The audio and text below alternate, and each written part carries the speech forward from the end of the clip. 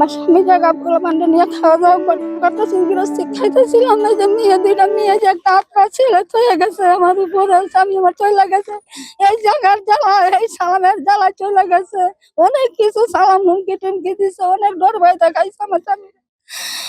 এটা আমি বিচার চাইতেছি আপনার কাছে, এই জায়গাটা আমার ফেরাই দিন। আমার পোলা পান্ডে আমি কি বা চলবো? আমি দেখবেন আপনার লাগে দুইটা মেয়ে সামান্য আমার মাথায় রেখে গেছে স্বামী, আমার এই টেনশনে স্বামী চলে গেছে দুনিয়া থেকে। আমি এটা বিচার চাইতেছি আপনাদের কাছে। অনেক হুমকি টুমকি দেখায়, আমার ছেলেরা বাসাতে বাড়িতে পারে না, হাঁটি ভাঙি আলবো, মারবো, ধুলা অন্ধকার করে আলবো, পড়া লাঠি আছে তাও কথা ভয় দেখায় আমার ছেলেরা। অনেক কষ্ট আমি আছি, স্বামী মরার পরে সালাম অনেক কষ্ট দিতেছে, বলে আমার মেয়ে ছেলে বাসা থেকে বাইরে দিতে পারে না।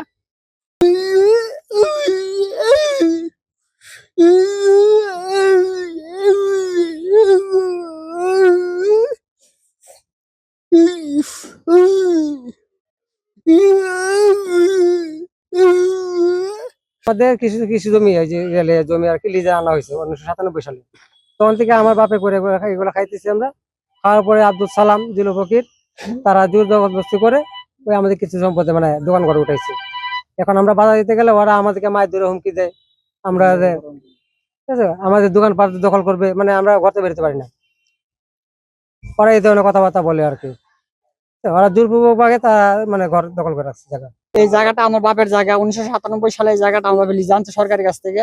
এই জায়গাটা আমরা করে খাইতেছি, করে খাওয়ার পর হঠাৎ করে 1.5-2 বছর আগে থেকে শুরু করে সালাম, জিলুবগির এই জায়গাটা জবরদখল করে আমাদের আটকে রাখছে। আমাদের ভাই বোনেরা কিছু যদি বলে তাদের মারা হুমকি দেয়, তাদের ভয় দেখায়, পাউডার বানিয়ে দিবে, এই করবে সেই করবে হ্যান করবে, অনেক ক্ষমতা দেখায়। আমিও জানি সে একটা খারাপ লোক, কারণ সে আমাদের যে কোনো সময় একটা ক্ষতি করতে পারে। তাই আমরা সরকারের কাছে একটা আবেদন করি যে আমাদের এই জায়গাটা যদি সরকার দেয়, আমাদের নিচে কাগজ থাকে, সবকিছু আমাদের আছে, যদি এটা আমাদেরকে দেয় তাহলে আমাদেরকে দেখে, আর নাহলে সরকারটা নিয়ে যায়, সমস্যা না। কারণ আমরা গরিব মানুষ, আমরা ওর সাথে মারামারি করে কাটাকাটি করে গ্যাঞ্জাম হাঙ্গামা করে ওর সাথে আমরা পারবো না, আমরা নিরহ লোক। আমাদের কিছু জায়গা আব্দুল সালাম, জিলু ফুকুর মিলে জোর করে দখল করে এলাইছে।